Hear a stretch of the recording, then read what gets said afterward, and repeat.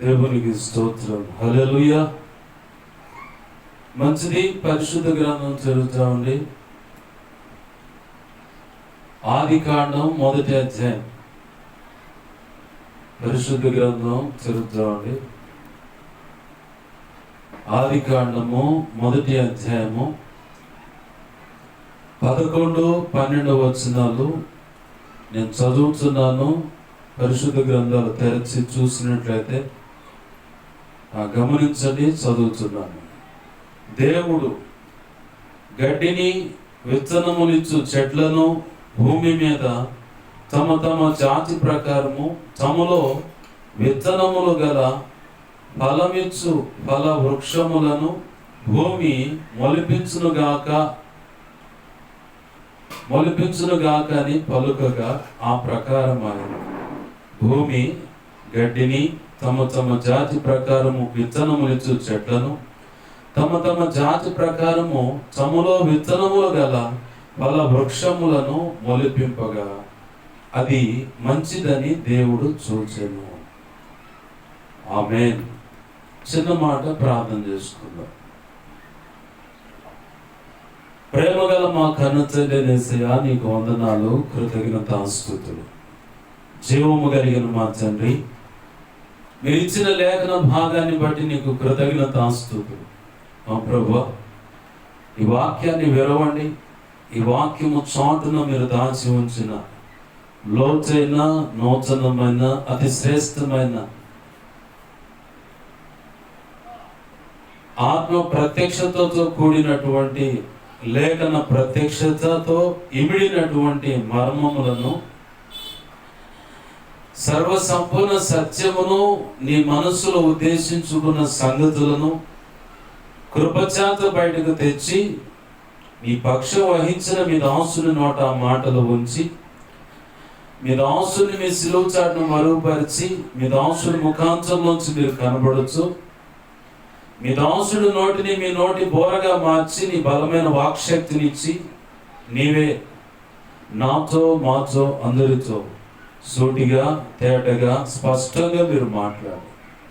మా అందరికి వినగలిగిన చెవును, గ్రహించగల మనసును, లోబడి హృదయాన్ని, వాక్యానుగుణంగా జీవించే కృపను, హృదయ సున్నతిని, దిద్దుబాటు మనస్సును, నేర్చుకునే శుభగుణ లక్షణమును, నిత్యత్వము చేరు పర్యాంతం వరకు నిత్యము నీ పాద సన్నిధిలో శిష్యరికము చేసే కృప అనుగ్రహించి, శిష్యులైన సేవక గణముగా నన్ను మమ్మల్ని తీర్చిదిద్ది ఘనమైన నీ సేవ బోధిగాంచల వరకు వెళ్ళి చేయునట్లుగా నీ కృప ద్వారా నీ రాజ్య సువార్తను ప్రకటించి, నీ కృపలో విస్తారమైన ఆత్మను సంపాదించి, సంఘ స్థాపనలు చేస్తూ, సంఘాలు కడుచు, మందిరాలు కడుచు, 1 Petrus 2:5 ప్రకారముగా దేవా సజీవ రాళ్ళుగా, ఆత్మ సంబంధమైన మందిరాలుగా కట్టుకుంటూ, నీ కృప చేత మేము సంపూర్ణ సిద్ధి పొందుతూ, నీవు మాకు అనుగ్రహించిన వారిని కూడా సంపూర్ణులుగా చేస్తూ,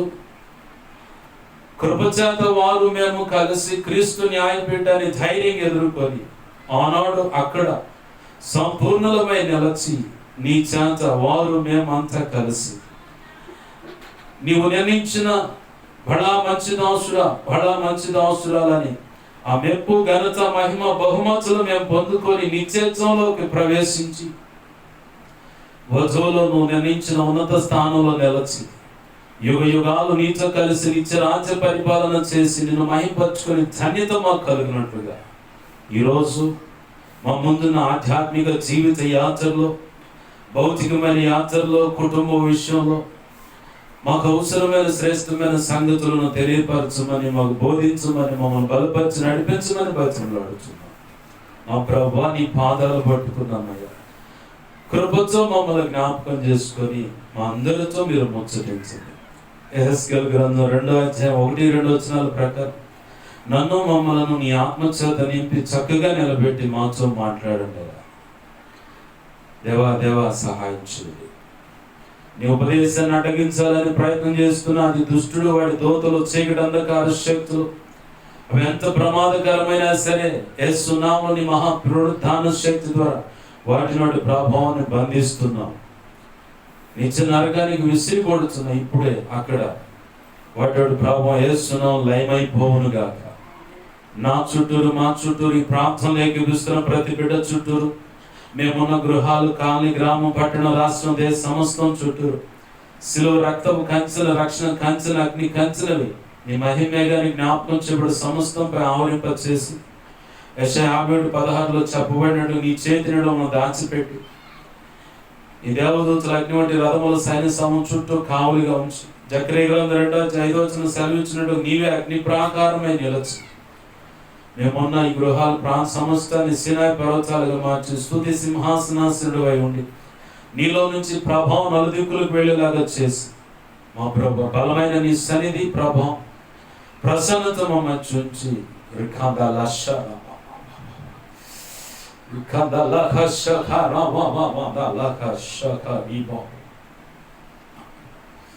దేవా దేవా నీకు వందనాలు, కృతజ్ఞతాస్తుతులు చెల్లిస్తున్నాం. నీ బలమైన సన్నిధి, ప్రసన్నత ఉంచినందుకు, నీవే మా మధ్యనందుకు కృతజ్ఞతాస్తుతులు చెల్లిస్తున్నాం. మా అందరితోనూ మాట్లాడాయా. నీ పక్షం వహించిన నేను బలహీనుడు. ఎంత బలహీన నీకు బాగా తెలుసు.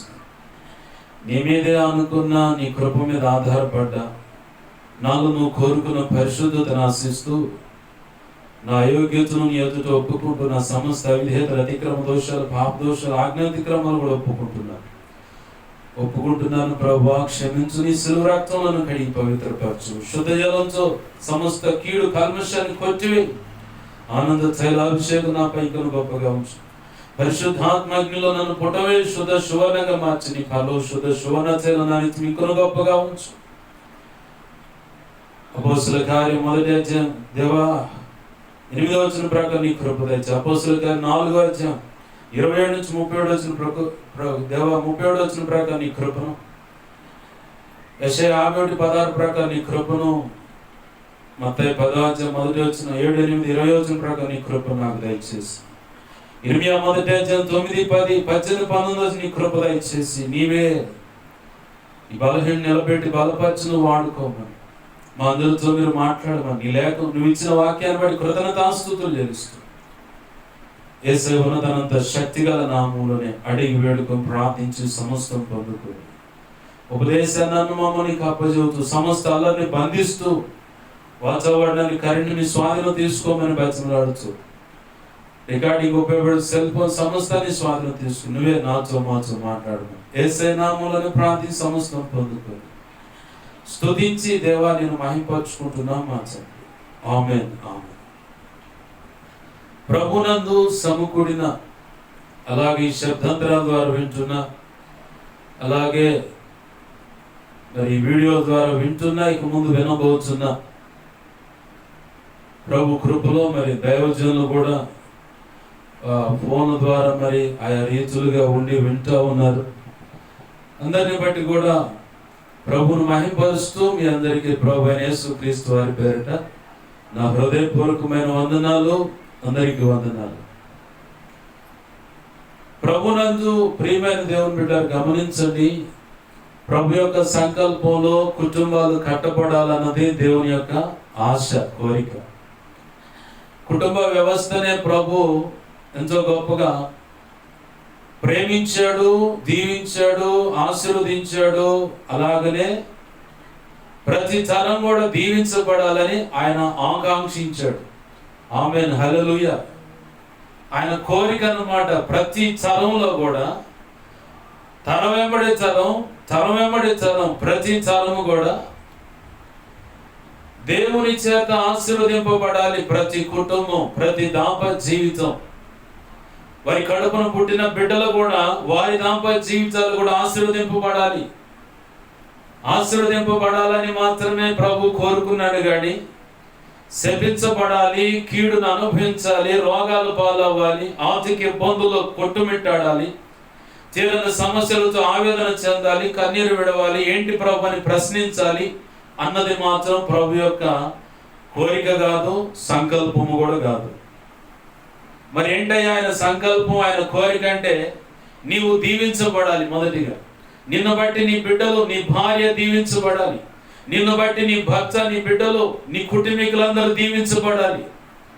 నిన్ను బట్టి నీ పక్క ఉన్న కుటుంబాలు, అబ్రహాముతో చెప్తాడు దేవుడు, నిన్ను బట్టి ఈ భూమి మీద ఉన్న సకల ప్రజలను దీవిస్తాను, నిన్ను బట్టి ఈ భూమి మీద ఉన్న ప్రతి వంశం నీ కుటుంబాన్ని బట్టి దీవిస్తాను, ఆశీర్వదిస్తాను.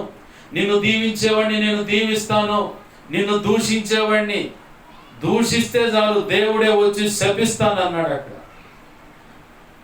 ఇసుక రేణు వలె నీ సంతానం ఉంటుంది, ఆకాశ నక్షత్రముల వలె నీ సంతానం ఉంటుంది అన్నాడు ఆయన. రెండు రకాల అర్థాలు అవి. ఇసుక రేణు అంటే భూ సంబంధమైన దీవెన, ఆశీర్వాదం, సంతానం. ఆకాశ నక్షత్రాలు అంటే ఆత్మ సంబంధమైన దీవెన, ఆశీర్వాదం, సంతానం. రెండు ఆశీర్వాదాలు నీకు కలుగుతాయి అబ్రహామా అన్నాడు. మరి ఆ వారసత్వంలో అదే రక్తం మనలో కూడా ప్రవహిస్తూ ఉంది, అదే విశ్వాస బీజాలు మన హృదయంలో ఉన్నాయి. ఆ యొక్క విశ్వాసులకు తండ్రి అయిన అబ్రహాం యొక్క వారసులుగా మనం బ్రతుకుతున్నాం. ఎలా? ఆయనైతే అన్నాడు దేవుని నమ్మి విశ్వసించి అడుగులు వేశాడు. ఏది సున్నత అనే క్రమాన్ని బట్టి దేవునికి సొత్తైన ప్రజలుగా వారు మారారు. మరి ఈ రోజు మనం అబ్రహాము సంతానమని ఎలా చెప్పగలమయ్యా? ఏంటి కారణం అంటే క్రీస్తు రక్తం. ఆమేన్, హల్లెలూయా. తండ్రి, కుమార, పరిశుద్ధాత్మ నామములో బాప్తిస్మ అనుభవంలోకి నీట ముంచు బాప్తిస్మ అనుభవంలోకి అడుగు పెట్టి బయటకు వచ్చావు కాబట్టి ఆయన సొత్తైన ప్రజ. నీవు అబ్రహాముకున్నటువంటి విశ్వాసము, ఆ విశ్వాసుల జాబితాలు నువ్వు ఒక దానివిగా, నువ్వు ఒకడివిగా చేర్చబడ్డావు. ఆమేన్, హల్లెలూయా.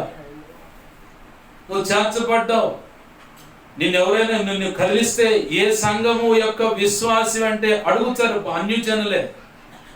ఏ సంఘం యొక్క విశ్వాసి నువ్వు అంటారు. విశ్వాసి అంటే అర్థం ఏంటి? క్రీస్తు రక్తం ద్వారా నాకు జన్మత కర్మత పాపాల నుంచి విమోచన కలుగుతుంది, తద్వారా తండ్రి అయిన దేవునితో సమాధానం కలుగుతుంది. ఆ పిదప యేసు ప్రభువు వారు సెలవిచ్చిన ప్రకారం నాకు కూడా పరలోకంలో నివాస స్థలాలు ఉంటాయి. ఆ నివాస స్థలంలో నాకంటూ ఒక ఇల్లు కడతాడు ఆయన. నేను ఇక్కడ కష్టపడిన దాన్ని బట్టి, ఆయన విశ్వసించడాన్ని బట్టి పునరుత్థానంలో నేను పాలి భాగస్థుడు అవుతాను. ఖచ్చితంగా నేను నెమ్మది కలిగినటువంటి దేశంలో యుగ యుగాలు విశ్రమిస్తాను, దేవునితో గడుపుతాను, ఆయన మహిమపరుస్తూ కూర్చుంటానని చెప్పని విశ్వసించావు కాబట్టి విశ్వాసి అని పిలువబడుతున్నాం. ఆమేన్, హల్లెలూయా. పౌలు భక్తుడు అంటారు రోమా పత్రికలో, మీరంతా కృపచేతనే రక్షించబడ్డారు.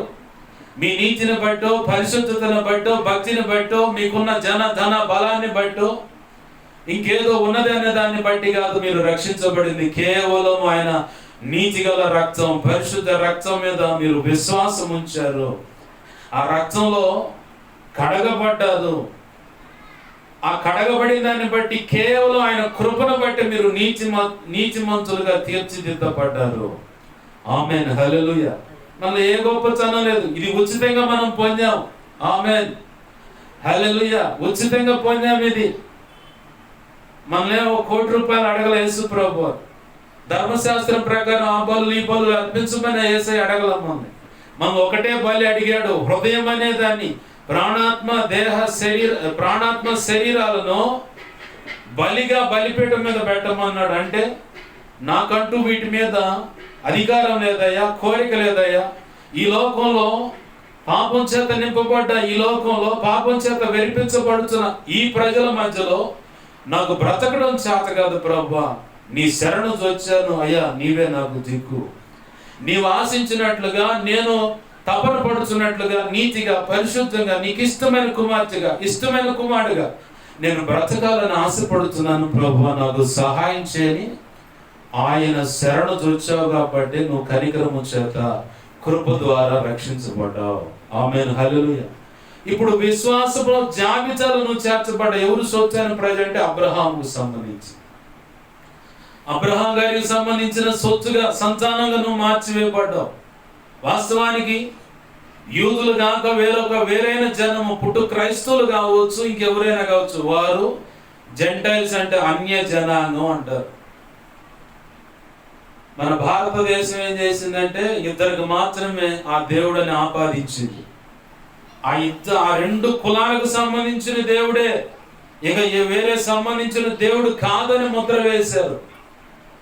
భూమధ్యపురమున నీ కొరకు నా కొరకు జగతి పునాది వేయబడక మునిపే తన సంకల్పంలో నిర్ణయమైన కాలంలో ఆయన వచ్చి 33.5 సంవత్సరాలు ఈ భూమి మీద బ్రతికి 3.5 సంవత్సరాలు దేవుని పని చేసి ఈ 3.5 సంవత్సరాల్లో రక్షించబడటానికి అవసరమైన సంగతులు, రక్షించబడ్డ తర్వాత దేవుని కొరకు ఎలా బ్రతకాలో అన్న సంగతులు, ఆ తర్వాత మరణించిన తర్వాత నీకేమి కలుగుతుందో సంగతులు అన్నీ కూడా క్షుణ్ణంగా ప్రకటించి వెళ్ళిపోయాడు ఆయన.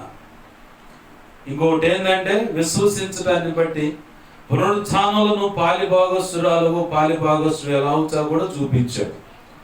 ఆయనకి మహిమ కలుగును గాక. హల్లెలూయా, హల్లెలూయా. ప్రభునందు ప్రియమైన దేవుని బిడ్డలు గమనించని, ఇప్పుడు నీవు అబ్రహామును బట్టి అబ్రహాము కుటుంబాన్ని దేవుడు ఆశీర్వదించినట్లుగా నీ కుటుంబాన్ని కూడా దేవుడు ఆశీర్వదించాలని తపన పడుతూ ఉన్నాడు. అయితే కుటుంబ యజమానుడు నడు మిగించాల. ఇప్పుడు మనం చదువుకున్న లేఖన భాగంలో ఆదికాండం 1వ అధ్యాయము 11-12 వచనాల్లో ప్రభు తన నోటితో ఒక మాట పలుకుతున్నాడు. ఏంటయ్యా అంటే, ఏం చదువుకున్నా, భూమి మీద వృక్షాలు మొలవాలి, ఆ వృక్షాలు కూడా విత్తనములు కలిగినవి ఒకటైతే విత్తనములు కలిగిన ఫలములు ఇచ్చేటువంటి వృక్షాలు ఆయన నోటి మాట ద్వారా భూమి మీదకి వచ్చే. దేవునికి మహిమ కలుగును గాక. హల్లెలూయా. సర్వసాధారణంగా అంటే బైబిల్లో చెప్పబడినట్లు సామాన్యంగానే చెప్పవచ్చు. ఏంటంటే పల్లెటూరులో కాస్త కోస్త ఆ సాంప్రదాయాలు ఎరిగిన వాళ్ళకైతే ఇది బాగా అంతుపడుతుంది. భర్తని భార్య అనుకుంటుంది, నా నీడ, నా చోడంటే ఆ చోడు యొక్క నీడ పడితే ఆ నీడలో బ్రతకడానికి పరితపిస్తుంది భార్య. దాని అసలు అర్థం ఏంటి? భర్త అంటే ఒక చెట్టుకు పోల్చబడ్డాడు. ఆమేన్, హల్లెలూయా. భర్త అంటే ఒక చెట్టుకు పోల్చబడ్డాడు. అలాగనే భూమి మీద మొక్కలు మొలిపిస్తా ఉన్నాడు దేవుడు.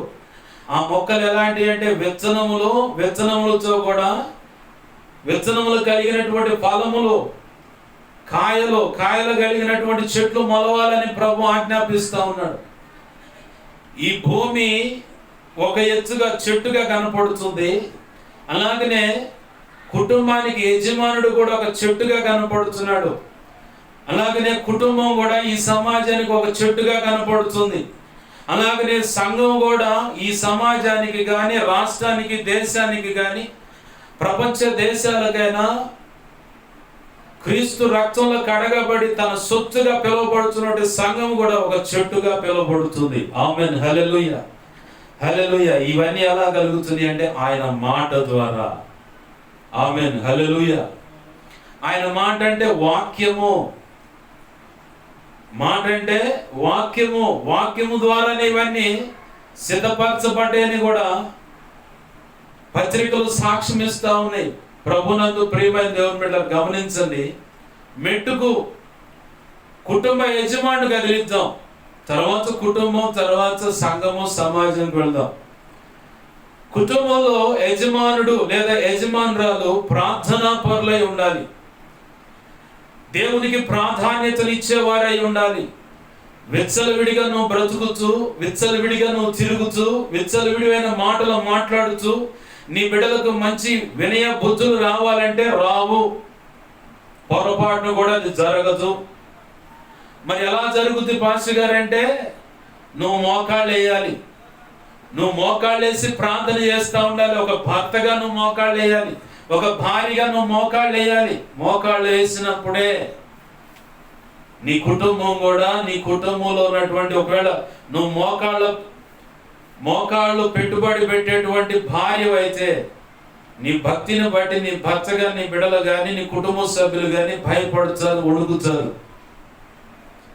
నువ్వు మోకాళ్ళు పెట్టుబడి పెట్టే భర్త అయితే నీ భార్య కానీ, నీ బిడ్డలు కానీ, కుటుంబ సభ్యులు కానీ నిన్ను బట్టి వణుకుతారు, భయపడతారు. పని వాళ్ళైనా సరే, నీ పైన నాయకులైనా సరే, అధికారులైనా సరే భయపడతారు.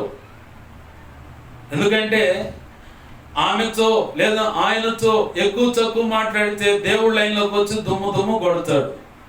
కాబట్టి నా నోరు, నా తలంపులు, ఊహల, ఆలోచనలు, హృదయం, మనస్సు, ప్రవర్తన, క్రియలు అన్నీ కట్టు బొట్టు అంటారు కదా, మొత్తం క్రమశిక్షణలోకి వచ్చేస్తాయి. కారణం ఏంటంటే భర్త ప్రార్థనా పరుడై ఉంటే, భార్య ప్రార్థనా పరురాలై ఉంటే మిగతాదంతా సెట్ అయిపోతుంది. ప్రభు అంటున్నాడు, భర్తగా నువ్వు, భార్యగా నువ్వు ఫలించేటి మొక్కగా ఉండాలి. ఫలించేటి మొక్క అంటే ఆత్మఫలంలోని లక్షణాలు నీలో ఫలించాలి. అలాగే ఫలించేటి మొక్క అంటే కృపావరంలో ఉన్నటువంటి ఆ 9 లక్షణాలు, ఆత్మఫలంలో ఉన్నటువంటి ఆ 9 లక్షణాలు నీలో కనపడాలి. అవి ఫలిస్తూ ఉండాలి. ఏదో ఒక 4 దేవుని కృప చేత కృపావరాలు పొంది లేదా ఆత్మఫలంలో లక్షణాలు పొంది నా మటుకు నేను కొనసాగుతాను భక్తులు అంటే కుదరదు. ఆ భక్తిని నీ పక్కన ఉన్నటువంటి భార్యకు పంచాలి, భర్తకు పంచాలి, బిడ్డలకు పంచాలి. అలా కాకుండా మేమంతా ఒక రీతిగా ఉంటాము, మా బిడ్డలు మాత్రం మంచి క్రమశిక్షణలో ఉండాలంటే కుదరదు. ఎందుకంటే ఆ బిడ్డలు నిన్ను గమనిస్తూ ఉంటారు, నువ్వేది ఫాలో అవుతావు అదే ఫాలో అవుతారు, నువ్వేం మాట్లాడుతావు అయ్యే మాటలు మాట్లాడతారు. నువ్వు పచ్చి బూతులు తిరుగుతున్నావు అనుకో, ఒక తాతగైనా, ఒక నాయనమ్మగాగైనా, ఒక తల్లిగైనా, తండ్రిగైనా, మామగైనా, మేనత్తగైనా, బాబాయ్ గైనా, చిన్నమ్మగైనా, పెద్దమ్మగైనా, పెదనాన్నగైనా నువ్వు పచ్చి బూతులు మాట్లాడుతున్నావు అనుకో, నీకు వాడికి ఎక్కడో ట్రైనింగ్ ఇవ్వాల్సిన పని లేదు. నువ్వే ఒక ట్రైనర్గా మారిపోయావు. అమ్మ నా బూతులు తిడతానికి నువ్వే వాడికి నీళ్లు పోతున్నావు, ఇంకా తిట్టురా అని చెప్పని. ఎలా నువ్వు తిడతా, నువ్వు తాగుతూ నీ కుమారుని తాగొద్దు అని చెప్పటది నీతి కాదు. నీ ముందు అనకపోయినా ఒకరోజు ఖచ్చితంగా అనే రోజు వస్తుంది, లేదా పక్కనైనా అంటాడు. ముందు నువ్వు సరి చేసుకోవయ్యా బాబాయ్. నువ్వు సరైన మార్గంలో నిలబడితే అంతా సెట్ అయిపోతుంది. పిల్లలు నిన్ను చూసి నేర్చుకునే విధానం ఎలానో చెప్తాను. దైవజనులు చెప్పిన మాట మీరు కూడా విన్నదే. మధ్యకాలంలో ఒక పసివాడు స్వీట్ ఎక్కువ తింటా అని చెప్పని తల్లిని మారం చేస్తూ ఉన్నాడు, అల్లరి చేస్తూ ఉంటే, స్వీట్ తింటే జలుబు వేస్తుంది, తర్వాత ఊపిరితిత్తులో నెమ్మొస్తుంది, తేడా పడితే ఇంకేం ఉండదమ్మా అని చెప్పని డాక్టర్లు చెప్పారు. వీడేం మానుకోట్ల మందలిస్తా ఉంది తల్లి. అయినా సరే చివరికి విసుగుపోయింది. తల్లి అడుగుతా ఉంది, ఎవరు చెబితే తింటావురా నువ్వు అని. గాంధీ తాత చెబితే నేను వింటా. సరే గాంధీ గారిని అపాయింట్మెంట్ అడిగారు కలవటానికి. అయ్యా మా బిడ్డ నీతో మాట్లాడాలనుకుంటున్నాడని. చాలా ప్రయత్నాలు చేసింది. ఒకరోజు డేట్ వచ్చింది, కాల్ షీట్ ఇవ్వగానే పోయి మాట్లాడారు. అయ్యా నా కొడుకు స్వీట్ ఎక్కువ తింటా ఉన్నాడు, వీడు స్వీట్ ఎక్కువ తింటా ఉన్నాడు, ఎంత మందలించినా ఎంత చెప్పినా వాడు మానుకోవట్లేదు. విసుగు చెంది ఎవరు చెబితే వింటావురా అంటే గాంధీ తాత చెబితే వింటాను అన్నాడు. వాడి తెలివి చూడు. ఎడుగుడు మా అమ్మ గాంధీ తాత గారికి పోదు, ఏది యథేచ్ఛగా నేను స్వీట్ తినొచ్చు, నాకు నచ్చినట్టుగా ఉండొచ్చు అని. అయితే ఆ తల్లి మొండిదై ఉంది. పోయి గాంధీ గారి దగ్గర పోయి వాపోయింది. వాపోవటం అంటే తన విషయం అంతా వెల్లడి చేయటం. అలాగ వాపోగానే మొత్తం సంగతి విని రేపు రాయండి అన్నాడు ఆయన. అట్లా 3 రోజులు వాయిదా వేశాడు. 3 రోజుల తర్వాత మళ్ళీ వచ్చే వారం ఇదే రోజు రండి అన్నాడు. మళ్ళీ వచ్చే వారం ఇదే రోజు రండి అని చెప్పినప్పుడు ఈ తల్లికి విసుగు వచ్చింది. అది చెప్పే మాట ఏదో తొందర చెప్పొచ్చు, ఇన్నిసార్లు మమ్మల్ని తెప్పకపోవచ్చు అనుకోండి. ఆయన చెప్పిన డేట్ రోజున వచ్చింది. అయ్యా చెప్పండి, అయ్యా మీరు ఉన్న చెప్పండి, వాడు మానుకుంటాడు, ఇంకా మేము తిరగలేము అని చెప్పని అంటుంటే, అప్పుడు గాంధీ గారు అన్నాడంట, ఆ పిల్లవాడిని దగ్గరకు తీసుకొని, అయ్యా అమ్మ చెప్పినట్టు విను అంటే, సరే గాంధీ తాత అన్నాడు. స్వీట్ తినమాక జలుబు చేస్తుంది అంటే, సరే తాత అన్నాడు. జాగ్రత్తగా ఉండు అని చెప్పండి. ఈ మాట చెప్పడానికి ఇన్ని రోజులు తిప్పే ఉంది ఆ తల్లి. ఆ తల్లి అన్న తర్వాత గాంధీ గారు అంటా ఉన్నాడు, అమ్మా ముందు నేను చేస్తే ఏది వాడికంటే మహా ఇష్టం నాకు స్వీట్ అంటే. ఇప్పుడు వాడిని ఆ స్వీట్ మానుకోమని చెప్పాలంటే ముందు నేను మానుకోవాలి. నేను సరైన క్రమశిక్షణ చూపించాలి. ఆ క్రమాన్ని చూపించాలి, పద్ధతి చూపించాలి. ఆ పద్ధతి నేనే తప్పి వాడికి ఏదైనా చెప్పాను అనుకో, ఇప్పుడు కాకపోయినా ఇంకెప్పుడైనా ఒక మంచి వయసులో ఉన్నప్పుడు నేను వాడికి తారసపడతాను. ఆ స్వీట్ తింటా, గంజి చాచా నాకు నీతులు చెప్పి నువ్వేం చేస్తున్నావు అని అడుగుతాడు వాడు. కాబట్టి మొదటిగా నేను క్రమంలోకి వచ్చి వాడిని క్రమశిక్షణలో పెట్టానమ్మా అన్నాడు. దేవునికి మహిమ కలుగును గాక. హల్లెలూయా.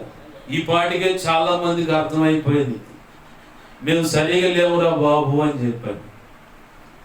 తల్లిగా అయినా తండ్రిగా అయినా నువ్వు పద్ధతులు చూపించాలంటే నువ్వు ముందు సరిగా ఉండాలా.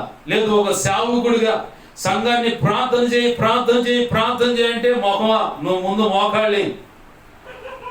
నువ్వు మోకాళ్ళు లేకుండా నువ్వు సంఘాన్ని ప్రార్థన చేయంటే చెయ్యరు. నేను చెబుతా సాక్ష్యం, ఈ కాదు ఇంకా పెద్ద పెద్ద బాక్సులని పెట్టుకుని నేను చెబుతా సాక్ష్యం. నా ఆత్మీయ తండ్రి విషయంలో ఆయన నాకు నేర్పింది మొట్టమొదటిగా ప్రార్థన. మోకాళ్ళ మీద ఎలా నిలబడాలో ఆయన చూశాను. ఆ తర్వాత నాకు పొజిషన్ ఎలానో చూపించాడు. ఆనాటి నుంచి ఈనాటి వరకు ప్రభు కృపలో ఇక ముందు కూడా ప్రార్థన ఎలా చేయాలో ఆయన నేర్పాడు.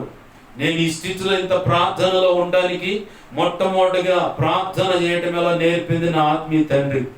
ఆ తర్వాత సంఘంలో కొంతమంది సమకూడితే వారితో పాటు కూర్చొని కొన్ని ప్రార్థనలు నేర్చుకున్నాను. నేను బలపడ్డాను. ఎక్కడికి పోయినా వాళ్ళ పేర్లు చెబుతా, సాక్ష్యం ఇస్తాను. నేను ఆనాడు దైవజనుడు నాకు చూపించకపోతే, ప్రార్థనలో వారు ఏకీపించే వారి మధ్య నేను ఉండకపోతే, ఈనాడు ప్రభు కృపలో నా గురించి చెప్పుకుంటున్న ప్రార్థనా పరుడు అని చెప్పుకుంటున్న ఈ జాషువా డానియల్ అనేవాడు ప్రార్థనా పరుడుగా కనపడేవాడే కాదు. వాడు చూపించారు. వాళ్ళ భక్తిని నేను చూశాను, ప్రార్థన నేను గమనించాను. దైవజనుడు నేర్పిన ప్రార్థన నువ్వు చేయకుండా నాకు వాళ్ళు నేర్పారు. ఆ ప్రార్థన నేర్చుకున్నాను. నేను వాళ్ళని చూసే నేర్చుకున్నాను. నువ్వు పాటలతో విలాసవంతంగా గడుపుతాను, సంఘాన్ని ప్రార్థన చేయంటే కుదరదు. వాళ్ళు అసలు పొరపాటు కూడా ప్రార్థన చేయరు. మోకాళ్ళ మీద నువ్వు కనపడినప్పుడే నీ కట్టుకున్నవాడైనా లేదు కడుపును పుట్టిన బిడ్డలైనా సంఘంలో నువ్వు శ్రమపడి మోకాళ్ళేసి కన్నీరు విడిచి ఉపవాసాలుండి రాత్రులు కనిపెట్టి ప్రార్థన చేసి దాన్ని బట్టి ప్రభు కృప ద్వారా నీ ప్రసవ వేదనను జ్ఞాపకం చేసుకొని ప్రభు ఇచ్చినటువంటి ఆ సంఘ బిడ్డలు మోకాళ్ళ మీద నువ్వు కనపడితేనే వాళ్ళు కూడా మోకాళ్ళ మీద ఉంటారు. షో చేస్తే మాత్రం వాళ్ళు కూడా షో చేసి బాయ్ బాయ్ టాటా పాస్టర్ గారు పాస్టర్మ గారు అంటారు. మోకాళ్ళ మీద నువ్వు కనపడాలి సంఘానికి. నా ప్రభు కృపను బట్టి బాప్తిసం పొందిన తొలిదినం మొదలుకొని సేవకు రానంతసేపు నేను భక్తి సాధన సంఘం ముందు నా ఎదుట సంఘస్థులు ఉన్నారు, వాళ్ళు ఇప్పటికీ ఉన్నారు. వాళ్ళని అడిగితే చెబుతారు. నేను చెప్పాల్సిన పని లేదు. భక్తుల యొక్క జీవితాలను తరచి చూశాను. నా ఎదుటిన్న భక్తులను పరిశీలించి చూసుకున్నాను. ఏది ఏమైనా తండ్రి నీ నామ ఘనత కొరకే నేను మోకాళ్ళ మీద నిలబడాలని బతిమలాడాను. అలాగనే నిలబెట్టి ప్రభు భక్తి సాధన చేయిస్తా ఉన్నాడు, ప్రార్థన చేయిస్తా ఉన్నాడు, విజ్ఞాపన చేయిస్తా ఉన్నాడు, ఉపవాస ప్రార్థన చేయిస్తా ఉన్నాడు. నాకు చాలా ఇష్టం ఉపవాస ప్రార్థన అంటే. ప్రార్థన అంటే పిచ్చి అన్నమాట. అంత ఇష్టం నాకు ప్రార్థన అంటే. ప్రభు కృపను బట్టి, ఆ ఇష్టాన్ని బట్టి, నాకున్న తపన బట్టి ప్రభు ఇంతగా నిలబెట్టాడు.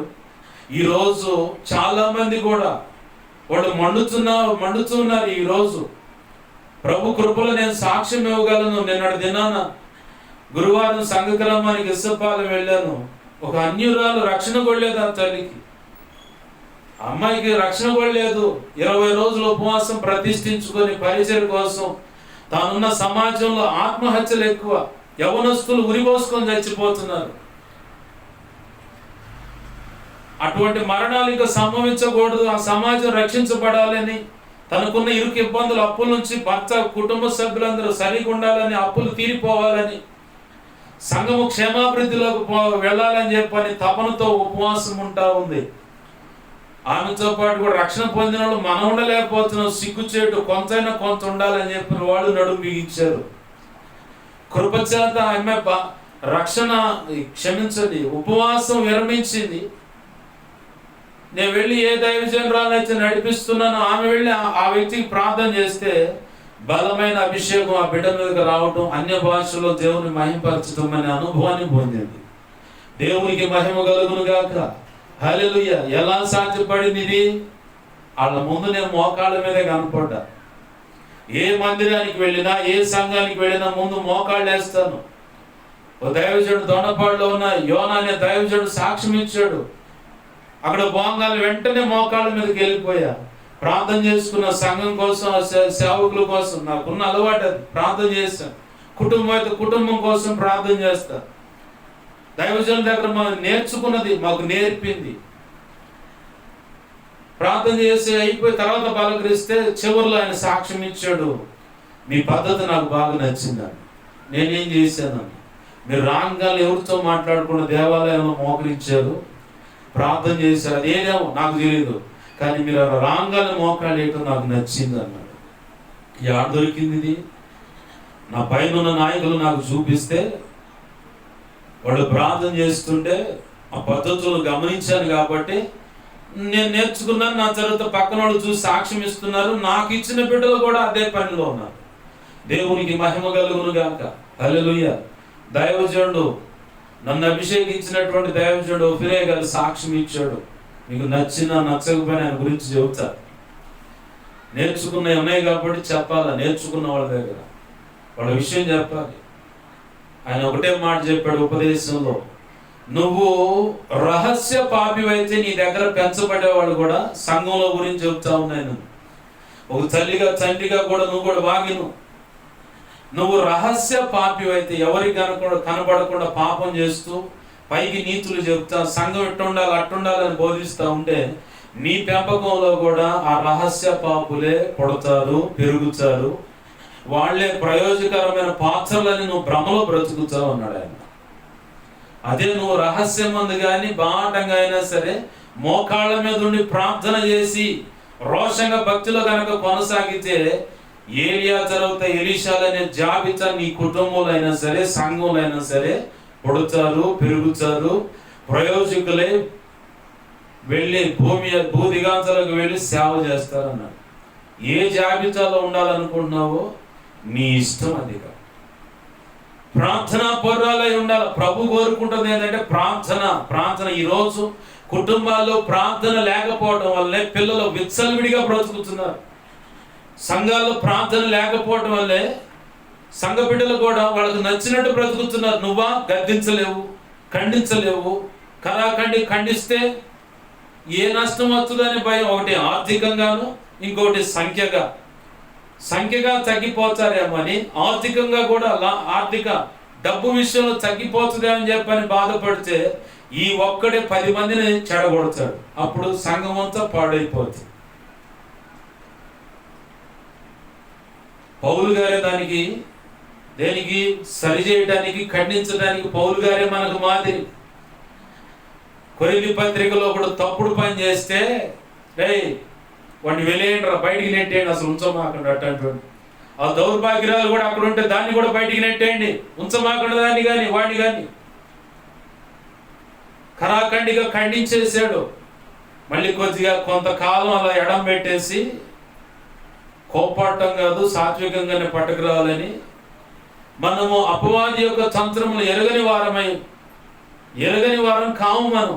కాబట్టి ఆ బయటికి నెట్టేశారు కదా, మళ్ళీ బుద్ధి చెప్పి సరిగ్గా క్రమశిక్షణ కలిగి ఉండేలాగా తీసుకొని రండి వాడిని సంగతి చూస్తారు. తర్వాత దేవుడు సరిగ్గా లైన్లో పెట్టుకుంటాడు అన్నాడు. కోపగించి ముందే చెప్పాడు పౌలు గారు, వాడి శరీరాన్ని సైతానికి అప్పచెబుతున్నాను, ఆత్మనేమో దేవునికి అప్పచెబుతున్నాను అన్నాడు ఆ పత్రికలో. తర్వాత మళ్ళీ ఇది అపవాదిగాడు ఎత్తుగడ కాబట్టి ఖండించడాన్ని బట్టి, కఠినంగా మాట్లాడుతున్న దాన్ని బట్టి, అంటే ఈ రెండు ఒకేసారి చేయొచ్చు పాస్టర్ గారు అంటారు చాలా మంది. అంట కుదరదు. పౌలు గారు ఖండించినట్టు ఖండించేసేయాలి.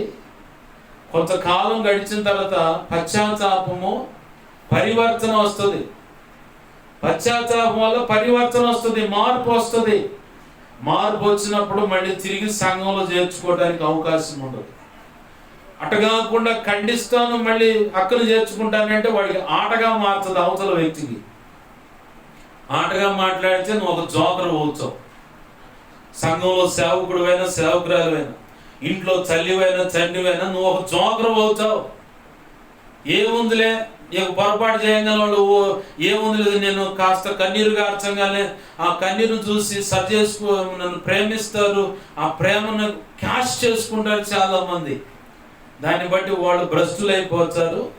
కుటుంబాన్నైనా సంఘాన్నైనా రోడ్డు మీద పెడతారు, నవ్వులు పాలుగా చేస్తారు. బాగా గమనించాల. ఒక తల్లిగా ఒక తండ్రిగా నువ్వు తప్పును ఖండించాల్సిందే, రాజీ పడేదే లేదు. సేవలైనా సరే ఖండించాల్సిందే, మొఖమాటం లేదు. నేను ముందుగానే పునాది వేసుకుంటాను ప్రభు కృపను బట్టి. ఒక్కడున్నా చాలు తగలబెట్టేవాడు. నేను పొద్దున ఒక సహోడు కలిస్తే చెప్తా ఉన్నాను, బాయ్ నువ్వైనా నేనైనా తగలపడాలి, తగలబెట్టాలి. ఈ ఇల్లు కాదు, మామూలు కాదు, పొలాలు కాదు.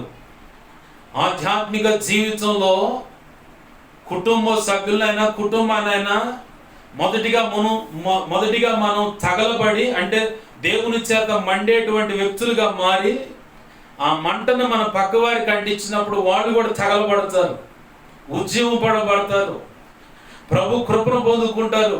అలాగ బ్రతకాలపై బ్రతికిన ఒక్కరోజు బ్రతికినా చాలా ఆ బ్రతుకు. సంవత్సరాలు బ్రతకాల్సిన పని లేదు. బాప్తిస్మిచ్చి యోహాన్ గారు 6 నెలలే పరిచయం చేసింది. యోహాను సువార్త 5:35 మొదటి భాగంలో చెప్పాడు, యేసు ప్రభువు చెప్పాడు, అతడు మండుచు ప్రకాశించుచున్న దీపమై ఉండెను. ఆమేన్, హల్లెలూయా, హల్లెలూయా. ఆయన బ్రతికిన కాలం ఎంతండి? 6 నెలలే ఆయన సేవ చేసింది. యేసు ప్రభు వారి కంటే ఒక 31 సంవత్సరము 6 నెలలు ఆయన ఆయుష్ కాలం. ఎవరిది? యేసు ప్రభు వారిది కాదు, బాప్తిస్మిచ్చి యోహాన్ గారిది. 31వ సంవత్సరం తగలటంతోనే యేసు ప్రభు వారు బాప్తిస్మ అనుభవంలోకి వచ్చాడు. ధర్మశాస్త్రం చెప్పిన నియమం అది. కుటుంబంలో మొట్టమొదటి పుట్టినవాడు యాజకత్వానికి ప్రతిష్ఠుడు కావాలా. 31 సంవత్సరం అది టైము. బాప్తిస్మిచ్చి యోహాన్ గారికి కూడా 31 వచ్చాయి, కానీ 6 నెలలు ముందు వయసు ఉంది. 31 సంవత్సరం 6 నెలలు ఆయుష్ కాలం అయితే బాప్తిస్మిచ్చి యోహాన్ గారిది 6 నెలలే సేవా పరిచర్య. చరిత్రకి ఎక్కలైనా ఎన్నాళ్ళు బ్రతుకుతా లోకంలో ఎవరు అది పేరు వస్తా, అది గుర్తు వస్తూ ఉంది. ఈరబెమ్మ గారి నాటకంలోనే ఏదో పాట ఆడుకుంటారు, ఎన్నాళ్ళు బ్రతికినా ఏమి సామ్రాజ్యము, కొన్నాళ్లే కదే శిలక అని చెప్పని. ఎన్నాళ్ళు బ్రతికితే వైఎస్ రాజశేఖర రెడ్డి గారు చెప్పిన మాట, పెద్దలు చెప్పింది, పార్టీని బట్టిగా నేను చదువుతున్నా. పెద్దలు చెప్పిన నీతి సూక్తులు ఏమైనా తీసుకుంటా, నువ్వు ఏ పార్టీ వాడు అయినా సరే. మాకు ఉంది ఒకటే పార్టీ, సిలువ పార్టీ. మా నినాదం పరలోకం. మా అభిప్రాయం ఏంటంటే నువ్వు రక్షించబడాలి, ఇక అంతే. ఇంక అంతకు మించి సెక్షన్ లేదు. ఏ పార్టీకి మేము గులామనో సలామనో, అందరూ ఒకటే రీతిగా మేము చూస్తాం. ఎందుకంటే ప్రభు మాకు సెలవిచ్చిన మాట, అధికారులు రాజకీయ నాయకుల కోసం ప్రార్థన చేయండి. పరిపూర్ణంగా వారు వ్యతిరేకించినా మేము పరిపూర్ణంగానే వారిని దీవిస్తాం, ఆశీర్వదిస్తాం, ప్రేమిస్తాం. ఇక మిగతా సెక్షన్లన్నీ ప్రభు చూసుకుంటాడు, ఆ సీటు ఉండాలా చెంచాలన్నది. అని చెప్పాడు ఒక మాట, ఎన్నాళ్ళు బ్రతికామన్నది కాదబ్బాయ్, బ్రతికినన్నాళ్ళు ఎలా బ్రతికామన్నది కావాలి. దేవుని కొరకు 4 రోజులు బ్రతికినా చాలండి. ఓ దైవజనుడు ఓ ప్రాంతాన్ని ఎంచుకొని వెళ్ళిపోతే అక్కడ వాళ్ళు ఎంత చెబుతున్న వాక్యం వినట్లా.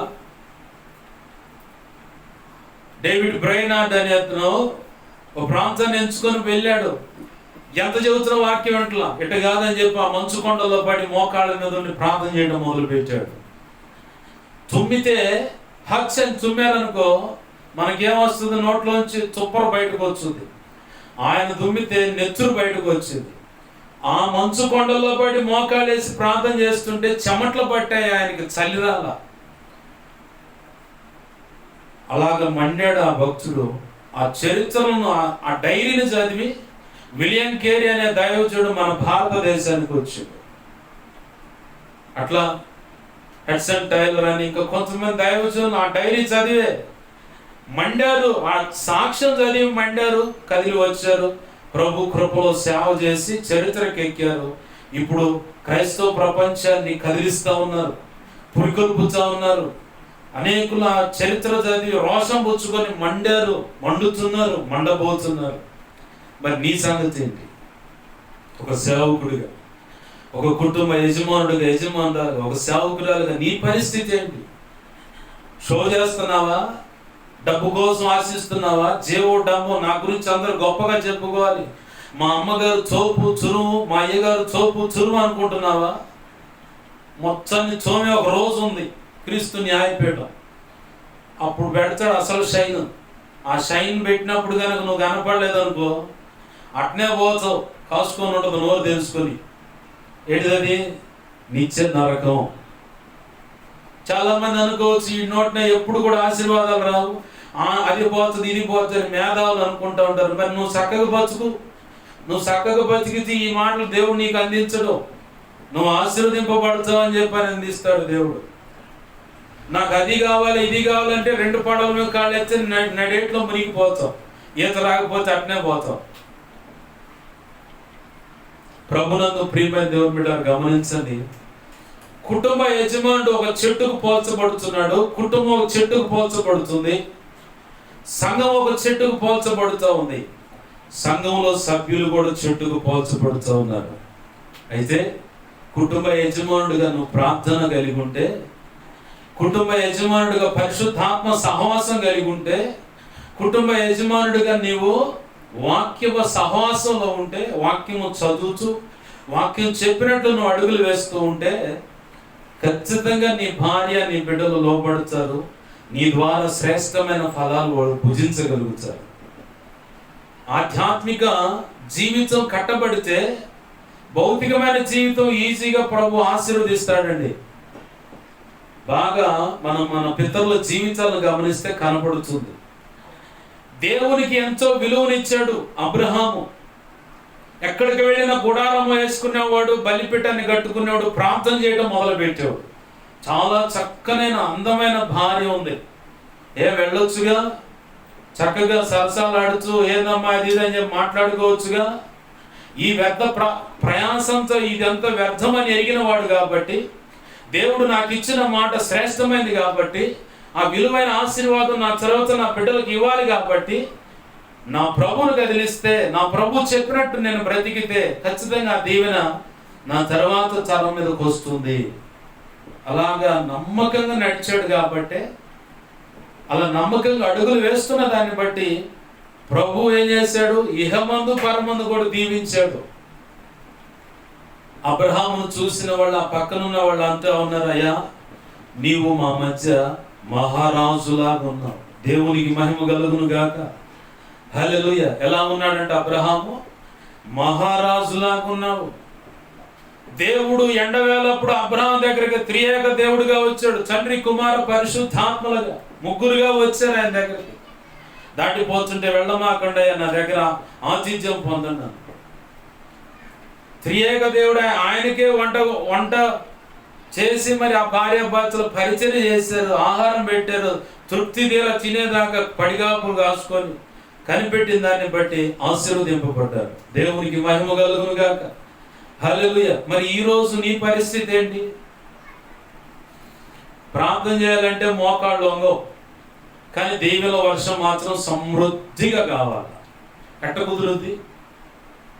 రూపాయి పెట్టుబడి లేకుండా పక్కనోడికి ఉచితంగా రమ్మంటే ఎట్ట వచ్చుద్దండి? లోకంలోనే రాదు.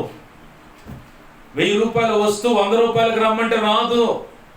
నువ్వు కష్టపడకుండా నాకు జీతం ఇవ్వమంటే ఎవడీడు? చెక్కలోడు కూడా ఇవ్వడు, పసి పిల్లగాడు కూడా ఇవ్వడు. నువ్వేం చేశావు అని అడుగుతాడు. మరి ప్రభు సన్నిధానంలో నీ కుటుంబం దీవించబడాలని, నీవు దీవించబడాలని, నా ద్వారా నా కుటుంబం ఆశీర్వదింపబడే ఫలము అనేది ఆశీర్వాదానికి సూచన, విత్తనం అనేది వాగ్దానానికి సూచన. ఏంది? ప్రభు ఇచ్చినటువంటి వాగ్దానం నీలో కనపడాలి, ఆ వాగ్దానానికి తగ్గట్టుగా ఫలం అనే ఆశీర్వాదం కనపడాలి.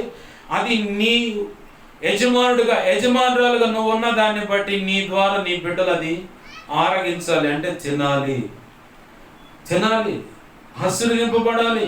అబ్రహాము ప్రయాస, తన ఒక్కగానొక్కడైనటువంటి కొడుకు ఇస్సాకు అనుభవించాడు.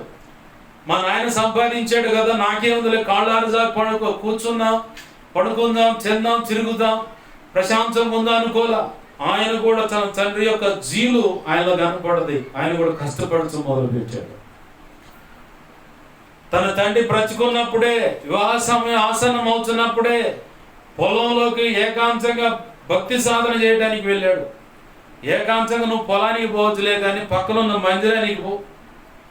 ఏకాంతంగా నువ్వు మందిరానికి అందుబాటులో లేకపోతే నీ ఇంట్లోనే, ఇంటి పైన డాబా కేకి మోకాళ్ళి, లేదంటే ఇంట్లోనే ఒక పక్కన సపరేట్ కూర్చో. నాకు తెలిసిన ఒక దైవజనుడు ఉన్నాడు, ఇప్పుడు సంతమాగులూరులో సేవ చేస్తా ఉన్నాడు, జాషువా అని. పొట్టెడు అప్పులు ఉన్నాయి, ఇస్త్రీ బండి వేసుకుంటాడు. ఇంట్లో ఒకళ్ళ మార్చి ఒకళ్ళు ఉపవాసం ఉండటం అనేది నియమం పెట్టుకున్నారు. ఆ ఇల్లు మేమున్నంత ఇల్లు ఇంత ఇల్లే, ఇప్పుడు మేము ఎంత ఇంట్లో ఉన్నాం అంతే ఇల్లు, ఆ ఇల్లు కూడా. దాంట్లోనే ఒక చీర, ఒక గది ఆకారంగా కట్టుకున్నారు, అడ్డంగా కట్టుకొని. ఆయన నోటితో ఇచ్చిన సాక్ష్యం తర్వాత మేము పోయి చూశాను కూడా. ఆ చీర ఒకటి అడ్డుగా కట్టుకొని, ఆ చీర లోపలికి ఎవరైతే వెళ్ళి ప్రార్థన చేస్తూ ఉంటారో వారిని డిస్టర్బ్ చేయరు ఎవరు. ఈరోజు మన అప్పులు తీరటానికి, మన అనేవాళ్ళు రక్షించబడటానికి, మన దారిద్ర్యం తొలగిపోవటానికి అని చెప్పని రోజు మార్చి రోజు ఒకళ్ళు మాత్రం ఖచ్చితంగా ఉపవాసం ఉంటారు. ఆ వారు ఎంచుకున్నటువంటి ఆ ప్రార్థన ఆ స్థలంలోకి వెళ్ళిపోతారు. 3 గంటల వరకు ఉపవాసం ఉంటారు. అది అయిపోగానే బయటకు వస్తారు. అప్పటి వరకు ఏ పని చేయరు, అన్ని ఎక్కడెక్కడ మిగతా వాళ్ళు చేసుకుంటూ ఉంటారు. భార్య కానీ, పిల్లలు కానీ, అమ్మ కానీ, నాన్న కానీ, మిగతా వాళ్ళు అంతా. ఈరోజు ప్రభు కృపను బట్టి ఆ అప్పుల దరిద్రం వదిలిపోయింది. ప్రభు కృపలో సేవ ఇచ్చాడు, సంఘాలు ఇచ్చాడు, ఆత్మలను ఇచ్చాడు. దేవుని కృపలో సేవలో కొనసాగిపోతూ ఉన్నారు. దేవునికి మహిమ కలుగును గాక. హల్లెలూయా. ఆ దైవజనుడు గుంటూరు నుంచి 4 కాదు 6 వస్తారంట ఆ బైక్ మీద. తెల్లవారుజామున 2 గంటలకు లేచి 4 గంటల లోపే 3:30 ఆ టైం లోపు కల్లా అక్కడ చిలకలూరిపేట తండ్రి సరిది పరిచర్య కాడికి పరిచర్య చేయడానికి వస్తారు. వాళ్ళు చేసే పరిచర్య ఏంటంటే వంట పరిచర్యలో సహకారులుగా కూరగాయలు అవి తరగటానికి అట్లా ఉంటూ ఉంటారు. మిగతా కొన్ని పరిచర్యలు వాళ్ళు చేస్తూ ఉంటారు. ఎన్నింటికి బయలుదేరుతారు? శనివారం అంటే తెల్లారి ఆదివారం అనగా రాత్రి 2 గంటలు లేదా 2:30 ఆ టైం అప్పుడు బయలుదేరుతారు. అది వాన కానీ, వరద కానీ, చలి కానీ, ఎండ కానీ, ఏ స్థితి అయినా సరే అంత నమ్మకంగా వాళ్ళు పరిచర్య చేశారు. అంత నమ్మకంగా దేవుని కోసం ప్రత్యేకత ఏర్పాటు చేసుకున్నారు. ఈరోజు నా ప్రభు అచ్చి ఉండలేదు వాళ్ళకి. అచ్చి ఉండుట అంటే అప్పు ఉండట, అచ్చి అంటే అప్పు అని. అచ్చి ఉండలేదు వాళ్ళకి. వాళ్ళు పడిన ప్రయాసకు దేవుని ఎదుట సలిపినటువంటి ప్రార్థన, కార్చినటువంటి కన్నీరుకు ప్రతిఫలంగా ఈరోజు సేవ చేస్తున్నారు. ప్రభు కృపలో ముందుకు సాగిపోతూ ఉన్నారు. దేవునికి మహిమ కలుగునుగా. హల్లెలూయా. నీకు కూడా అప్పులుంటే అదే పని చేయి. ఒక్కడు మోకాళ్ళేంటి, ఇంటిలో ఒకళ్ళు మార్చి ఒకళ్ళు ఈరోజు అమ్మాయి నేనుంటా అని కోడలుగా నువ్వు చెప్పు, అచ్చగా అమ్మాయి నేను ఈరోజు ఉంటానని చెప్పు, మామగా ఈరోజు ఉంటానని చెప్పు, భర్తగా ఈరోజు ఉంటానని చెప్పు. పోయేది ఏముంది? రోగం వచ్చి 1000 హాస్పిటల్ తగలబెట్టే కంటే ఒకరోజు ఉపవాసం ఉంటే నీకు కూడా ఆరోగ్యమేగా. ఎవడో దగ్గరకు పోయి అమ్మ బలకాలంటే 10,000 16 20,000 16 అని తగలబెట్టే బదులు ఒక పూట కూలి మానుకొని దేవుని పాదాలు పట్టుకుంటే ఆశీర్వాదం పొందుతావుగా. ఇట కాదని 20,000 10,000 అట్ట తగలబెట్టి శాపాన్ని తెచ్చుకోవటం ఎందుకు? దేవుని చేతిలో పడి నలపబడటం ఎందుకు? దేవుడే నీకు శత్రువుగా మారిపోవటం ఎందుకు? నా మధ్య కాలంలో దేవుని సన్నిధిలో కూర్చుంటే చెప్తా ఉన్నాడు, కొంతమంది రక్షణ పొందిన వాళ్ళే అమ్మ బలకాలంటే 10,000 16 20,000 16 సమర్పించి వాళ్ళు చెప్పిన మాటలే తెచ్చుకున్నారు. మరి జీవితాలు బాగుపడ్డా? పొరపాటును కూడా బాగుపడలా. ఇంకా దేవుడే వీళ్ళకి పగస్తుడిగా మారిపోయాడు దేవుడు.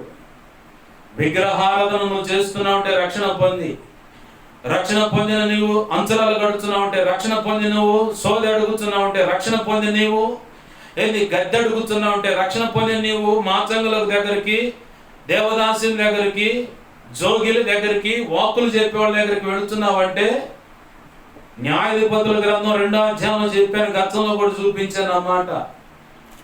వారు విగ్రహాల దగ్గరికి వెళ్ళిపోయి వాటితో వ్యభిచరించిరి కాబట్టి వారు వెళ్ళు ప్రతి స్థలంలో కూడా నేను వారికి శత్రువునై వేదన కలుగు చేస్తున్నాను అన్నాడు. ఆ విగ్రహారాధన చేస్తే రక్షణ పొందిన వాడు నరకానికి పోతాడు కూడా అని కూడా ప్రకటన గ్రంథం 21వ అధ్యాయం 8వ వచనంలో ఉంది. చాలా మంది బుద్ధిహీనంగా అడుగులు వేసి బుద్ధిహీనమైన పనులు చేసి దేవుడు ప్రశ్నిస్తూ ఉంటాడు, ఏంది ప్రభా నా కుటుంబం, ఏంది ప్రభా మా పరిస్థితి, ఏందయ్యమ్మా? అరే బుద్ధిగడి చేసిన పనిని బట్టి పశ్చాత్తాపడవే, దేవుని పాదాలు పట్టుకుని క్షమించమని అడగవే. హోషేయ గ్రంథంలో అనుకుంటుంది, యోవేల గ్రంథంలో ఉంది ఆ మాట. దేవుడు తాను చేయనుద్దేశించిన ఆ కీడు ఏదైతే ఉందో అది చెయ్యకుండానట్లుగా ఇప్పటికైనా ఆయన వైపు తిరిగి కన్నీరు విడిచి నీ వస్త్రములను కాక హృదయములను చింపుకొని ఆయన బతిమలాడిన ఎడల కనికర పూర్ణుడు ఖచ్చితంగా మిమ్మల్ని కనికరిస్తాడని రాస్తుంది ఆ మాట. నేను 8 సంవత్సరాలు ఏడ్చానండి, మామూలుగా ఏడవల. దైవజనుడు మా తాతయ్య తిట్టాడు, రక్షణ పొందిన వాళ్ళని మా తాతయ్య తిట్టాడు. 8 సంవత్సరాలు ఏడిస్తే 8 సంవత్సరాల తర్వాత దేవుడి మాట నాకు అందింది. మీ పితరులను బట్టి, మీ పితరులు చేసిన పొరపాటును బట్టి ఇలా దూషించారు, ఆ కారణాన్ని బట్టే నేను శపించాను నీ వంశాన్ని, నీ కుటుంబాన్ని అన్నాను. మరి మాకు దిక్కు లేదా ప్రభు అంటే ఉంది. ఆ మాట, ఆ ఆశీర్వాదం పొందుకోవడానికి 8 సంవత్సరాలు ఏడ్చాను నేను. ఏ కారణమైనా కానీ మొత్తం మీద 8 సంవత్సరాలు ఏడిస్తే ప్రభు అప్పుడు ఇచ్చాడు ఆశీర్వాదం. ఇప్పుడు ఎలా ఉందంటే పరిస్థితి, ఇలా అమ్మ సరి చేసుకోండి అంటే వాళ్ళకి నచ్చట్లా. ఇక అది నచ్చని దాన్ని బట్టి శాతపళ్ళు, చెల్లంగి, బాలామణి, క్షత్ర పూజలు, వశీకరణలు, కులానికి సంబంధించిన దేవి దేవతలు, దేవుళ్ళ ముందు, అడవికి సంబంధించిన సంతానం వాళ్ళకి సంబంధించిన దేవుడో ఏదో ఉన్నది, దేవుడు ఏదో అంటారు, వాటి ముందు కూడా బలులు అర్పిస్తున్నారు, పందులను బలిస్తున్నారు, పంది పిల్లలను బలిస్తున్నారు. ఎందుకు? ఏమొచ్చింది నష్టం? తప్పు జరుగుతుంది, కీడు అనుభవిస్తాం, సరి చేసుకోమా అని చెబుతున్నాడు దైవజనుడు. సొంత మాటలు ఎప్పటికి రావు బయటికి. నాకు తెలిసి నేను తోడిగే సొంత మాట చెప్పడా నా ప్రభు కృపను బట్టి. దుర్మార్గంగా బ్రతుకుతున్న చూస్తానే ఉంటా. ఆయన అనుమతించాడా మాట్లాడరా అంటే మాట్లాడతా. ఎంత నాశనం అయిపోతున్నా చూస్తానే ఉంటా. దేవుడు అనుమతించినప్పుడే మాట్లాడుతా. గమనించండి, తిడితేనే మా పరిస్థితి ఎట్టయితే మరి ఇంత కార్యం చేస్తున్నారు కదా మీ కుటుంబాలు, మీ పరిస్థితి ఏంది? మరి ఇంత నీచమైన పనులు చేయడం వల్ల నువ్వు శపించబడ్డావు, నీ తర్వాత నీ బిడ్డలు కూడా శపించబడుతున్నారు. ఆ శాపం బారుకు కొనసాగాలని దాన్ని కంటిన్యూ చేస్తున్నావా? వద్దయ్యా, మాకు దేవుని కృప కావాలి, కనికరం కావాలి. యాకోబు పత్రికలు అట్టుకుంటా కనికరము తీర్పు కంటే అతిశయిస్తుందని రాస్తుంది మాట. పేతురు పత్రికలోనే యాకోబు పత్రికలోనే ఉంది అన్నమాట. ఏమి ఇది దీవెన కావాలనుకుంటున్నావా, లేదంటే ఏదైతే అదే మొత్తం ఉట్టి కట్టుకొని మేము మొత్తం ఆడిగే పోతామండి అని చెప్పని అనుకుంటున్నాం? ఏం కావాలనుకుంటున్నావు? దేవుని పాదాలు పట్టుకొని, ఇకనైనా దేవుని పాదాలు పట్టుకొని క్షమించమని అడుగు. జరగరాని కీడంతా జరిగిపోయింది ప్రభా, ఇదిగో తండ్రి, ఇగొద్దు నాకు కీడు.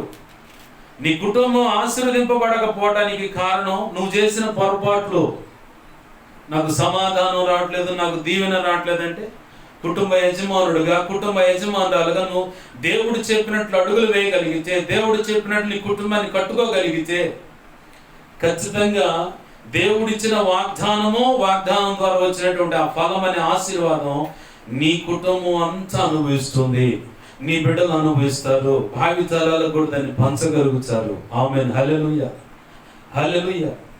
కుటుంబం కూడా అనేక కుటుంబాలకు దీవెనగా మారిపోతుంది. డిజెస్ దినకరన్నయ్య గారిని చూడండి, ఆయన ఒక్కడు కష్టపడ్డాడు. ఆయన గురించి నేను సాక్ష్యం విన్నాను. దేవుని సన్నిధిలో మోకాళ్ళు వేస్తే బిగుసుకుపోయి తనకు చలనం లేకుండా పడిపోతాడంట. అప్పుడు దాకా ఆ ఏకాంత గదిలో ఆయన కదిలించరంట. ఆయన పడిపోయాడని ఆ తలుపు సందులో ఉండి చూసి, అప్పుడు పిల్లలు కానీ భార్య కానీ అందరూ వెళ్ళి చేతులు కాళ్ళన్నీ సాగలాగి, అంటే స్ట్రక్ అయిపోయి ఉంటాయి, సాగలాగి తీసుకువెళ్ళి ఆ పరుపు మీద బండు పెడతారంట. మళ్ళీ అది యథావిధిగా ఆయన బ్రతుకున్నంత కాలం ఆ విధి అది బారుకు కొనసాగుతూనే ఉంది. ఇవాళ ఆయన తర్వాత ఆయన తర్వాత మనవడు తర్వాత మునివారం సంవత్సరం ఇక వరుస పెట్టి మొత్తం ఆశీర్వదింపబడుతూ ఉన్నారు.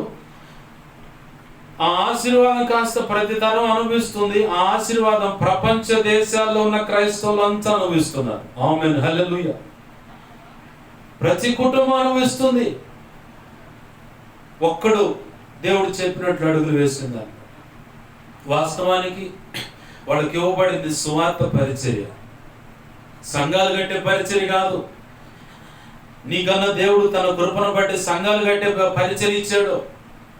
వాటినన్నిటి పక్కన పెట్టి నా గురించి గొప్పగా చెప్పుకోవాలి, నేను అందరిలో గొప్పగా కనపడాలి, డబ్బు కాస్త జేబులో ఉండాలి, సుఖపడాలి, శరీర సౌఖ్యాలు సుఖాల కోసం డబ్బు కోసం డమ్మం కోసం నిన్ను పిలుచుకోలా. నీ తర్వాత ప్రతి తరం ఆశీర్వదింపబడాలని సంఘం అనే ఆ చెట్టు వల్ల వచ్చేటువంటి ఆ విత్తనాలు ఉన్నటువంటి ఆ ఫలములు కలిగినటువంటి శ్రేష్టమైన సేవ జాబితా బయటికి రావాలని, అంటే శిష్యులైన సేవక గణం బయటికి రావాలని. సంఘంలో వీళ్ళు ఉంటారండి, అది గమనించాల సేవకుడు. నీవు విత్తనములు కలిగిన ఫలము ఇచ్చేటువంటి ఒక సేవకురాలుగా ఉన్నట్లయితే ఆ ఫలములు తిన్నవారు కూడా ఖచ్చితంగా విత్తనములు కలిగిన ఫలములు కలిగిన వారు కూడా ఉంటారు. రెండు జాబితాలు ఉంటాయి. ఒకళ్ళేమో విత్తనం అంటే వాక్యాన్ని ప్రకటించే వాళ్ళు ఉంటారు, ఇంకొకళ్ళేమో వాక్యం ప్రకటిస్తారు, తద్వారా వచ్చే ఫలములు కూడా పక్క వారికి పెడతారు, బలపరిచే వాళ్ళు ఉంటారు. ఈ రెండు సెక్షన్లు ఉంటాయి నా సంఘంలో. సేవకుడు వీటిని గమనించాలా, సేవకురాలు గమనించాలా. రూపాయి నోటు నీకు కొంచెం ఎక్స్ట్రా చూపించగల అమ్మగారు అయ్యగారు నువ్వే భజన చేసావు అనుకో, రేపు పొద్దున క్రీస్తు న్యాయపీఠం ఎదుట పెద్ద భజన ఉంటుంది. అక్కడ డీజేలు కాదు, తీన్మార్లు కాదు, ఇక వరుస పెట్టి ఏ రకంగా ఉంటుందో అర్థం చేసుకో. నువ్వు ఇక్కడ కష్టపడితేనే, నీ కష్టాన్ని సంఘము చూస్తేనే వాళ్ళు కూడా భారం కలిగి దేవుని పాదాలు పట్టుకోగలుగుతారు. నేను చూసిన ప్రపంచంలో, నేను చూసిన ఈ ఎక్కడైతే సంఘాలు చూశానో ఆ సంఘాల్లో దీర్ఘకాల ప్రార్థన అంటే సహించరు. ఒక 2 నిమిషాలు ప్రార్థన ఎక్స్ట్రా చేస్తే అమ్మని ఆపని ఆపుతారు. నేను చూశాను వాళ్ళని. సేవకులే తట్టి ఆపేసి ప్రార్థన ఆపించిన సందర్భాలు ఉన్నాయి. నేను అనుకున్న ప్రభు మరి వీళ్ళు ఎందుకు కోటాలు పెడుతున్నారు అనుకున్నా. నేను నా ప్రభు కృపను బట్టి కోటాలు ఏర్పాటు చేస్తే చూశారు ఇక్కడ చాలా మంది.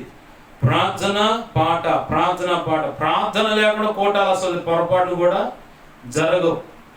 ఎందుకంటే మేము పుట్టి పెరిగిన కాడ నేర్చుకుంది అదే, పై షో మాటలు కాదు. మొదటిగా ప్రార్థన, అన్నిటికంటే అది ఏ కూటమైనా సరే మొదటిగా ప్రార్థన లేకుండా ఏ కూటం జరగదు. ఆదివారమైనా ఇది ప్రారంభ ప్రార్థనలు కాదు. ఎవరైనా రావడం లేట్ అయితే మొత్తం లేని మోకాళ్ళ మీద నిలబడ్డ ప్రార్థన చేస్తూ ఉంటాం. ఎవరైనా పాటలు పాడి షో చేసేవాళ్ళు కనపడితే వాళ్ళు పక్కన పెడతానికి చూస్తారు. ప్రార్థన అనే జీవులు లేకపోతే పనికిరాడు, చెడగొడతాడు, పక్కనే పెడతారు. ఈరోజు నీ సంఘంలో ప్రార్థన లేకపోవడానికి, కరువు అవడానికి చాలా మంది నేను ప్రార్థన చేస్తున్నప్పుడు ఇక్కడ నేను కావాలనే పైకి స్వరం లేపి ప్రార్థన చేస్తా. నాకు తెలుసు సైలెంట్గా ప్రార్థన చేయాలని, కావాలని స్వరం పైకి లేపి ప్రార్థన చేసేది. ఎందుకంటే ఈ చంద్రబాబు నాయుడు కాలనీలో క్రీస్తు రక్తంలో కడగబడిన వారికి ఇప్పటికి కూడా ప్రార్థన ఇలా చేయాలట. ఈ విజ్ఞాపన చేయాలట, ఇట్లా విజ్ఞాపన చేయాలి, ఈ అంశాలు విజ్ఞాపన చేయాలి, ఈ విషయాలు ప్రార్థన చేయాలి, ఇలాగ ప్రార్థన చేయాలన్న సంగతి తెలియదు. నేను గమనించాను. తర్వాత ప్రభు సన్నిధిలో ప్రార్థించగా పరిశుద్ధాత్మ దేవుడు చెప్పిన మాట, కొంతమంది నేను ప్రార్థన చేస్తుంటే ఇంతసేపు ప్రార్థన చేసి కూడా ఇంకా ప్రార్థనలు ఉన్నాయి అంటున్నాడు. ఏంది అంటే ఇప్పుడు దాకా చేసిన అసలు ప్రార్థన కాదు అనుకొని నివ్వురిపోయి ఆశ్చర్యపోయినటువంటి మనస్సులను ప్రభు నాకు చూపిస్తా ఉన్నాడు. వీళ్ళు ఇలా అనుకుంటున్నారని చెప్పాను.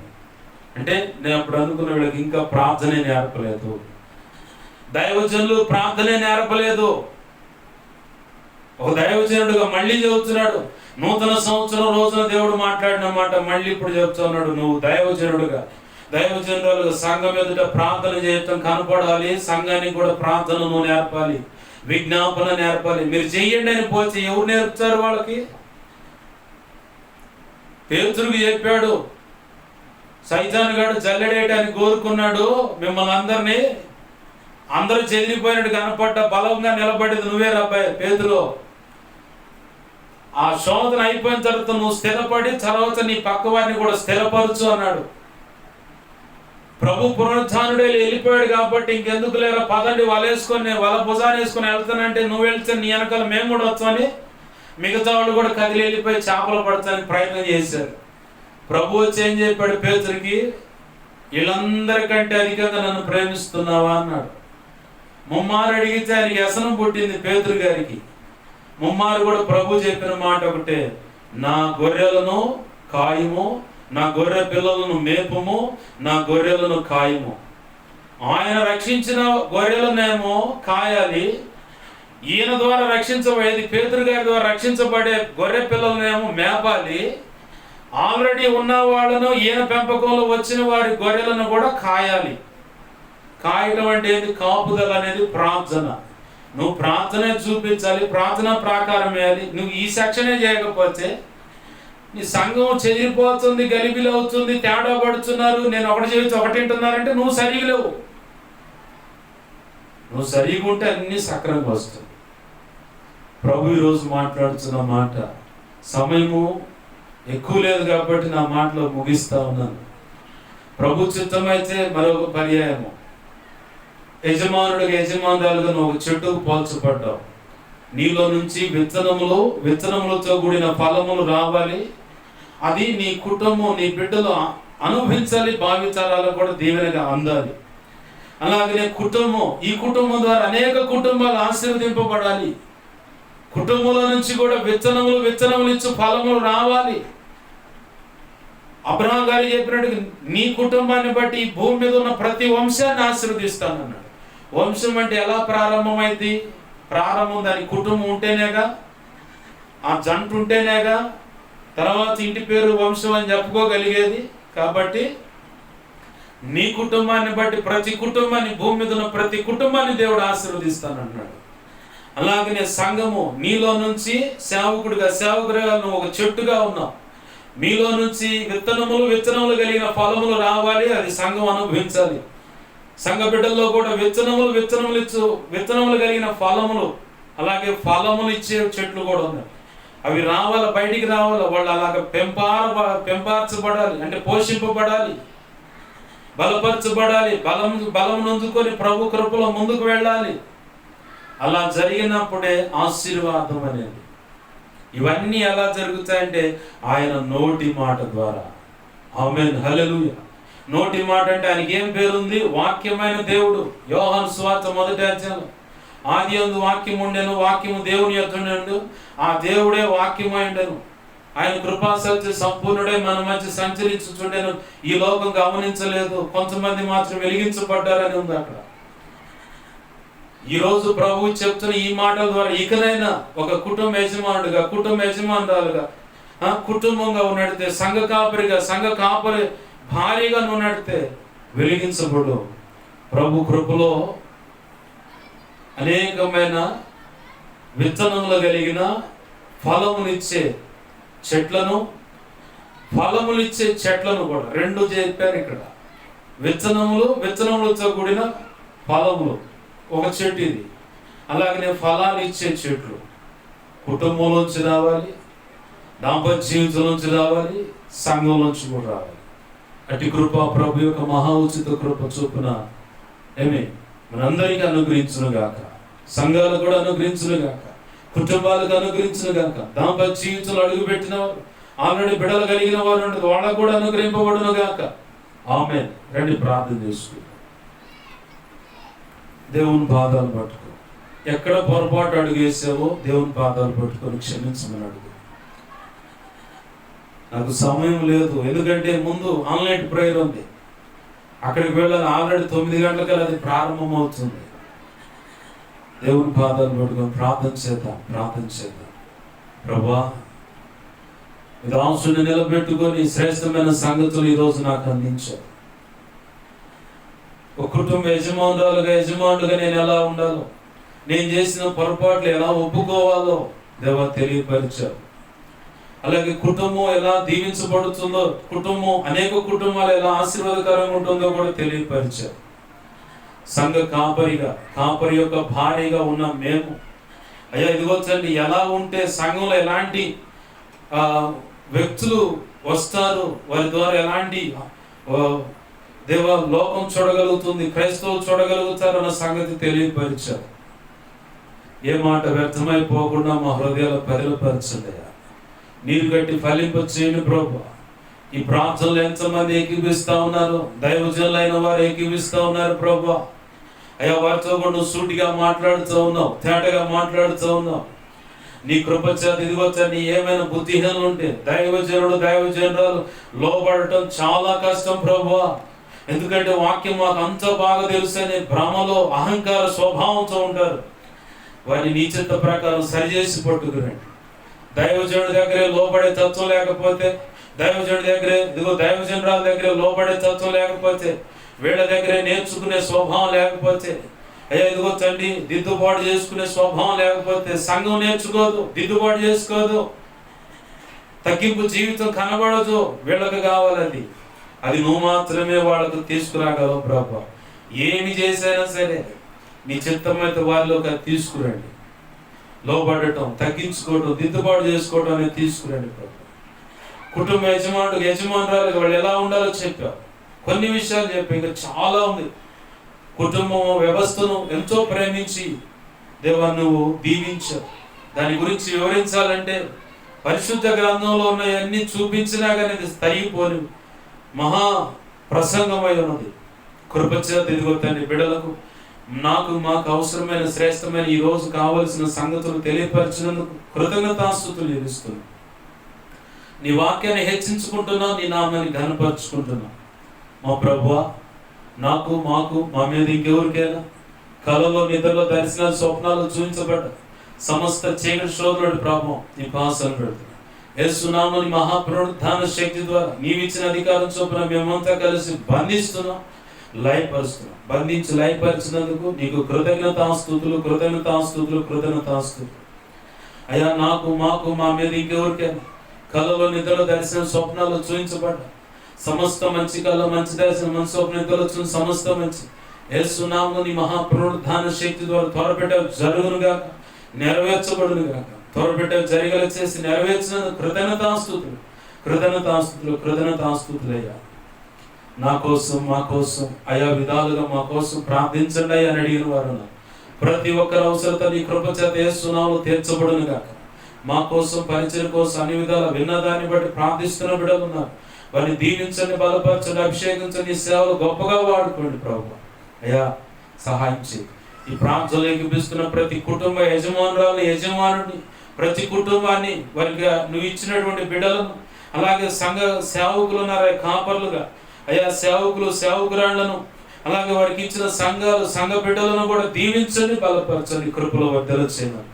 ఈరోజు మీరు సెలవు ఇచ్చినట్లుగా ఫలములు ఇచ్చే వృక్షములుగాను, దిగొచ్చని విత్తనములు కలిగిన ఫలములు ఇచ్చే వృక్షములుగాను ప్రతి కుటుంబ యజమానురాలు ఉండేలాగా, ప్రతి కుటుంబం ఉండేలాగా, అలాగే ప్రతి సంఘం ఉండేలాగా, సేవకుడు ఉండేలాగా, అలాగే వారికి ఇచ్చినటువంటి సంఘస్థులు ఉండేలాగా, ఆ సంఘాలు ఉండేలాగా చేయమని కృపలో వర్ధల చేసిన మాత్రం మహిం పొందమని బతిమలాడుచు మా ప్రియుడు మా రక్షకుడైన యేసయ్య నామములోనే 2 తిమోతి 1:12 ప్రకారం నీ కృపా హస్తాలకు సేవకులను, సంఘ బిడ్డలను, సంఘాలను, కుటుంబాలను, కుటుంబ సభ్యులను, అలాగే కుటుంబ యజమానులను, యజమానురాళ్లను, వారి బిడ్డలను కలిగిన సమస్తమును చర స్థిరాస్తులన్నింటినీ చేతులకు అప్పచెప్పి యేసయ్య నామములోనే ప్రార్థించి దీవించి ఆశీర్వదించి నీ కృపా హస్తాలకు అప్పచెప్పి నేను మహిమపరుచుకుంటున్నాం మా తండ్రి.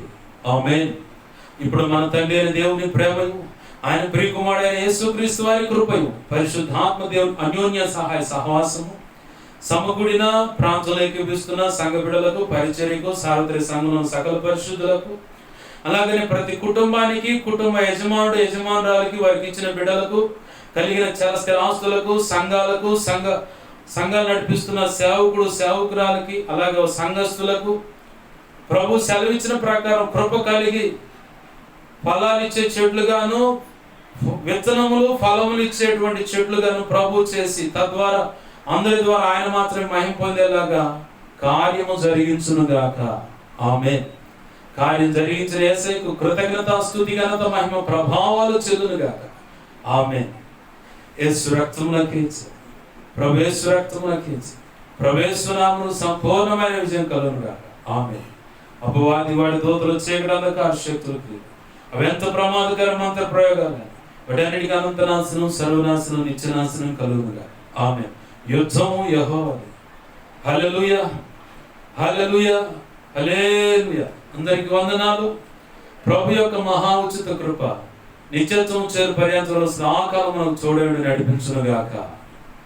ఆమేన్, ఆమేన్. అందరికి వందనాలు.